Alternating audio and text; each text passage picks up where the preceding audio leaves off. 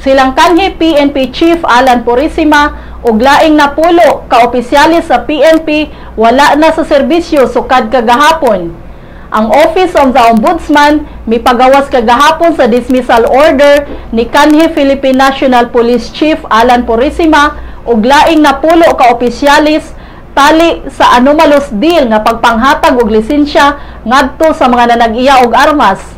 Si Ombudsman Conchita Carpio Morales sa iyang desisyon nagkanayon nga adunay substantial evidence batok kang Purisima ug sa napulo ka opisyalis.